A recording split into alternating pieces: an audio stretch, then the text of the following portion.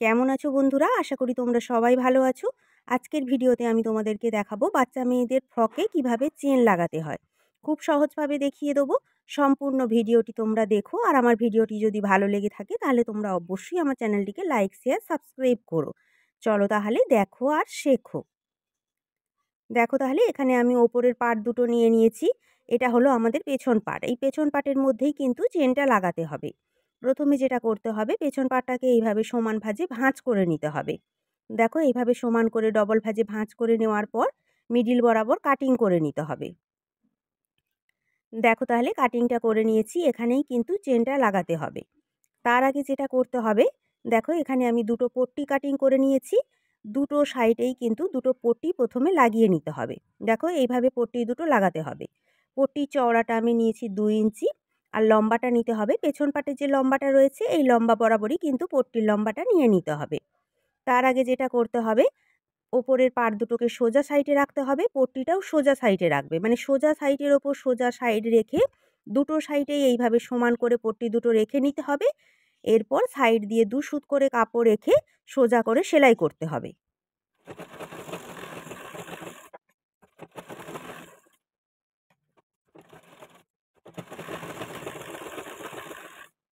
দেখো তাহলে সাইডে 2 সুত করে কাপড় রেখে সোজা করে পট্টি সেলাই করে নিয়েছি। এরপর পট্টিটাকে এইভাবে সোজা পাটে খুলে নিতে হবে। খুলে নেওয়ার পর সোজা সাইডে পট্টির ওপর একেবারে কিনার দিয়ে চাপ সেলাই দিয়ে নিতে হবে।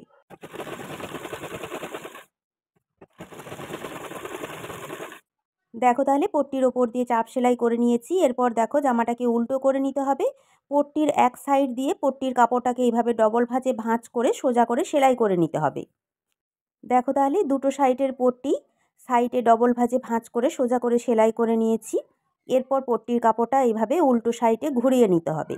ঘুরিয়ে নেওয়ার পর দেখো পট্টির কাপড়টাকে এইভাবে হাত দিয়ে একটু ভালো করে চেপে প্রেস করে নিতে হবে।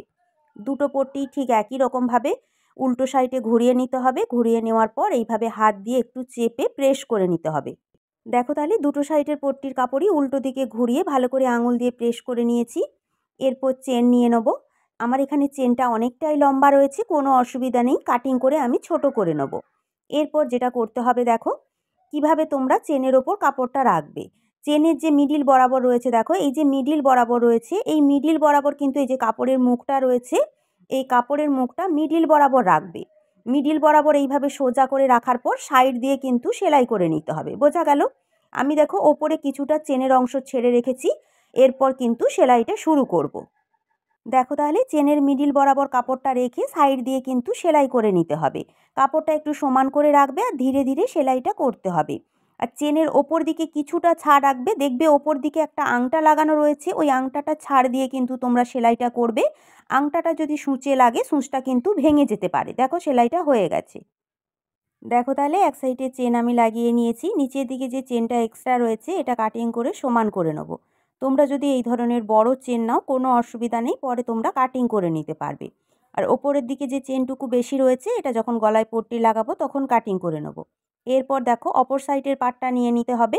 অপর সাইডের পাটটাকেও ঠিক চেনের মিডিল বরাবর এইভাবে সমান করে রাখতে হবে। বাম সাইডে যে কাপড়টা রয়েছে একেবারেই মুখোমুখি।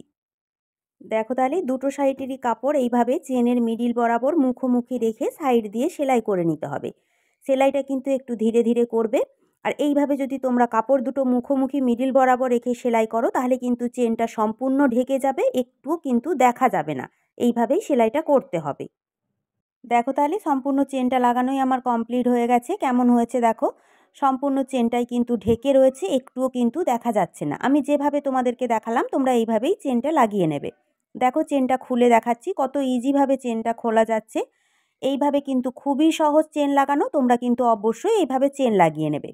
এরপর যেটা করতে হবে, কাঁধ দুটো সেলাই করে নিয়ে আমাদেরকে গলার পট্টিটা লাগিয়ে নিতে হবে। তার আগে দেখো সামনের পাটটা নিয়ে নিতে হবে। সামনের পাটটা এইভাবে সমান করে সোজা পাটের ওপর সোজা পাট রেখে প্রথমে কাঁধ দুটো সমান করে সেলাই করে নিতে হবে। দেখো তাহলে পুর দুটো সেলাই করে নিয়েছি। এরপর যেটা করতে হবে, গলার মধ্যে পট্টি লাগাতে হবে। তার জন্য দেখো এখানে আমি কাপড় নিয়ে নিয়েছি। আমি গলার মধ্যে তেরচা পট্টি লাগাবো, সেই কারণের জন্য দেখো কোনাকুনিভাবে এইভাবে আমি পট্টিটা কেটে নেবো। তেরচা পট্টি কিন্তু এইভাবে কোনাকুনি করেই কাটতে হয়। তোমরা যদি মনে করো গলা ফেলে গোল করে পট্টি কাটিং করেও তোমরা এখানে লাগিয়ে নিতে পারো। আমি তেরচা পট্টি লাগিয়ে নেবো। দেখো তাহলে পট্টিগুলো কাটিং করে নিয়েছি। পট্টিগুলো কিভাবে সেলাই করতে হবে দেখো।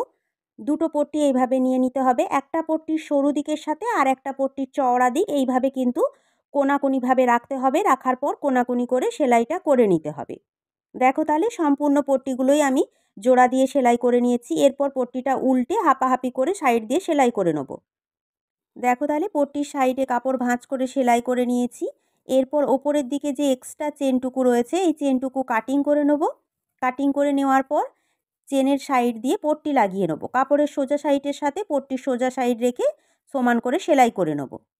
দেখো তাহলে গলার মধ্যে পট্টিটা লাগিয়ে নিয়েছি। এরপর এক্সট্রা যে পট্টির কাপড়টা রয়েছে ওটা ছোট ছোট করে কাটিং করে নিতে হবে। দেখবে সেলাই যেন না কেটে যায়, কাপড়টাই কাটিং করবে। এটা কাটিং করে নিলে পট্টিটা খুব সুন্দর সেট হয়ে বসে যাবে। এরপর যেটা করতে হবে, সোজা সাইডে পট্টির ওপর দিয়ে একটা চাপ সেলাই দিয়ে নিতে হবে। একেবারেই কিন্তু কিনার দিয়ে চাপ সেলাইটা দিয়ে নেবে। দেখো তাহলে ওপরে চাপ সেলাই দিয়ে নিয়েছি। এরপর জামাটাকে উল্টো সাইডে ঘুরিয়ে নিতে হবে। নেওয়ার পর পট্টি ডবল ভাঁজ করে পট্টির সাইড দিয়ে সেলাই করে নিতে হবে। দেখো তাহলে গলার মধ্যে আমার পট্টিটা লাগানো হয়ে গেছে। পট্টিটা দেখো কত সুন্দর সেট হয়ে বসেছে। চেনটাও দেখো কত ইজিভাবে খোলা যাচ্ছে। আমি এখানে গলার মধ্যে তেরচা পট্টি লাগিয়েছি। তোমরা যদি মনে করো গলা ফেলে গোল পট্টিও কাটিং করতে পারো। এখানে একটা হুক আর হুকের আংটা লাগালেই কিন্তু কমপ্লিট হয়ে যাবে। এটা আমি পরে লাগিয়ে নেব।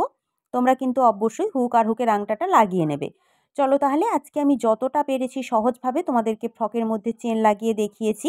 আশা করি তোমরা ভিডিওটা দেখলে শিখতে পারবে।